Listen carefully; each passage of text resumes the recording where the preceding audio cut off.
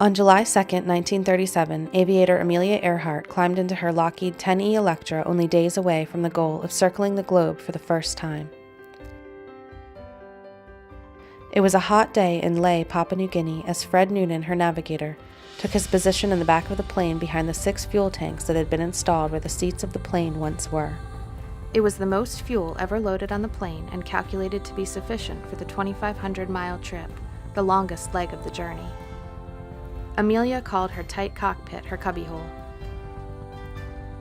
Noonan's navigation station in the rear of the plane had a clear window installed to enable him to see the stars and take readings along the way. His experience surveying the Pacific for Pan American Airways was an asset for this long Pacific Ocean crossing. In the previous 6 weeks, they had flown 20,000 miles in similar circumstances. This leg had the heaviest load of fuel ever loaded on the Electra and proved to be a hazardous, tough takeoff and slow climb after dropping at takeoff very close to the ocean waves. But it was reported that Amelia slowly climbed into the sky and out of sight. That message and others sent from Lae ground support alerted those waiting far across the Pacific at Howland Island, a speck of land 1 mile wide, 2 miles long, with only a 20-foot elevation, and where a newly built runway awaited the arrival of the Electra and the famous aviator Amelia Earhart and navigator Fred Noonan. Standing by near Howland Island aboard the U.S. Coast Guard cutter Itasca, Commander Warren K. Thompson was new in this region. The Itasca began its voyage weeks before the flight from the U.S. West Coast to Honolulu and then to Howland. This was the commander's first visit to Howland. His orders were to provide communications and other services for Earhart. There was great excitement among his crew when they began to receive radio transmissions from Amelia. Please take bearing on us and report in half hour. I will make noise and microphones. About 100 miles out. Calling Itasca. We must be on you but cannot see you, but gas is running low. Have been unable to reach you by radio. We are flying at altitude 1,000 feet. We are on the line of position 157337. We'll repeat this message on 6210. Wait, listening on 6210. We are running north and south. But the plane did not arrive and was quickly reported missing.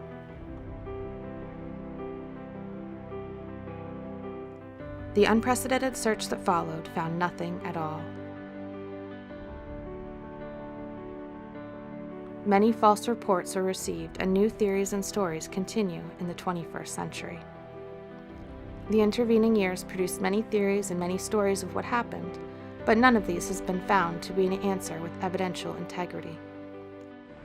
If we wish to accomplish and to push frontiers, if we wish to seek in the outer fringes, maybe we do have to risk a little bit. And this is an individual thing. This is what each man calculates to himself. Among those who wished to solve the mystery in a more fact-based investigative way was Elgin Long. Like Amelia Earhart, Elgin is a career aviator with over 40,000 hours of worldwide flying. He began in World War II in Navy patrol flights. These often took him over Howland Island. Among his many achievements was his own record-breaking global circle that took him over the 2 polar regions. With support from his wife, Marie Long, who was a public relations consultant, this comprehensive research and analysis was published in their book, Amelia Earhart, The Mystery Solved, in 1999. Soon after, the book was read by David Jordan, president of Nauticos, an ocean exploration company in Maine. David is a U.S. Navy veteran with many academic credentials and an impressive record leading successful exploration expeditions. Credited with many finds in the ocean, including some that had been sought for long periods of time, Jordan approached Elgin Long to work together to seek and find the Electra. Since their meeting, Jordan and Long assembled an impressive group of engineers, analysts, researchers, sponsors, and investors to begin the most extensive, high-resolution mapping of the deep ocean floor in history. Tom Detweiler, former science officer on Jacques Cousteau's Calypso and operations manager for the discovery of Titanic, has been an integral asset to that team. Jordan's team launched 2 7-week expeditions in 2002 and 2006 in a quest to find Amelia Earhart's Lockheed. The latest expedition, the Eustace Earhart Discovery Expedition, is sponsored by Alan Eustace, whose jump from near the top of the stratosphere set a new aviation record in 2014.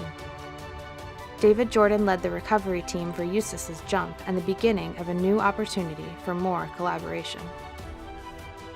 This latest expedition by these two successful exploration leaders is joined by many of the same team from 2002 and 2006.